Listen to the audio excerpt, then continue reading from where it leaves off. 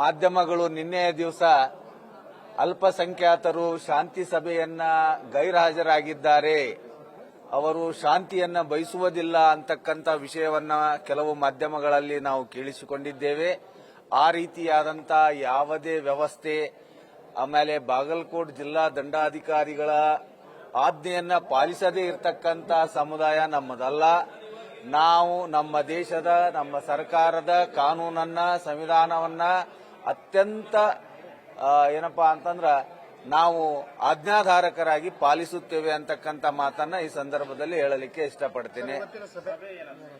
ಇವತ್ತಿನ ಸಭೆಗೆ ಸಂಬಂಧಪಟ್ಟಂತೆ ಅವತ್ತು ನಡೆದಂತ ಅಹಿತಕರ ಘಟನೆ ಬಗ್ಗೆ ನಮ್ಮ ವಿಷಾದನೀಯವಿದೆ.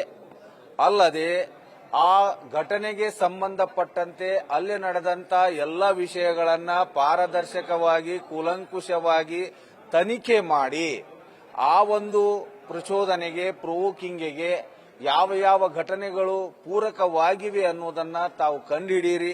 ಅಲ್ಲದೆ ಬಾಗಲಕೋಟೆಯಲ್ಲಿ ಈ ಘಟನೆಗೆ ಸಂಬಂಧಪಟ್ಟಂತೆ ಉಳಿದ ವಿವಿಧ ಕಡೆಗಳಲ್ಲಿ, ಪ್ರದೇಶಗಳಲ್ಲಿ ನಡೆದಂತ ಘಟನೆಗಳ ಕುರಿತು ಕೂಡ ತಾವು ಸಂಪೂರ್ಣವಾಗಿ ಚರ್ಚೆ ಮಾಡಿ ನ್ಯಾಯಾಂಗ ತನಿಖೆ ಮಾಡಿ ಅಲ್ಲಿ ಮುಖ್ಯವಾಗಿ ನಾವು ಹೇಳಬೇಕಪ್ಪ ಅಂದ್ರೆ ಬಾಗಲಕೋಟೆಯಲ್ಲಿ ಶಾಂತಿಯನ್ನ ಸ್ಥಾಪಿಸಬೇಕಾಗಿದೆ.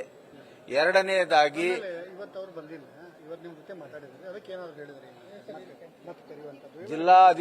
ಜಿಲ್ಲಾಧಿಕಾರಿಗಳಾಗಲಿ, ಜಿಲ್ಲಾ ಪೊಲೀಸ್ ವರಿಷ್ಠಾಧಿಕಾರಿಗಳಾಗಲಿ ತಾವು ನಮಗೆ ಒಂದು ಅಭಯವನ್ನ ನೀಡಿದ್ದಾರೆ.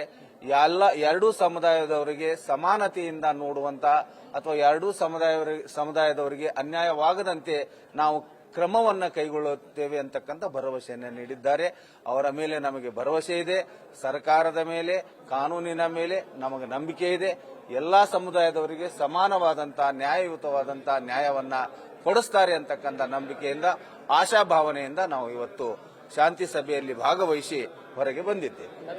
ಸಿಕಂದರ್ ರತನಿ, ಸೆಕ್ರೆಟರಿ, ಅಂಜುಮನ್ ರಿಫಾಯಂ, ಬಾಗಲಕೋಟ್.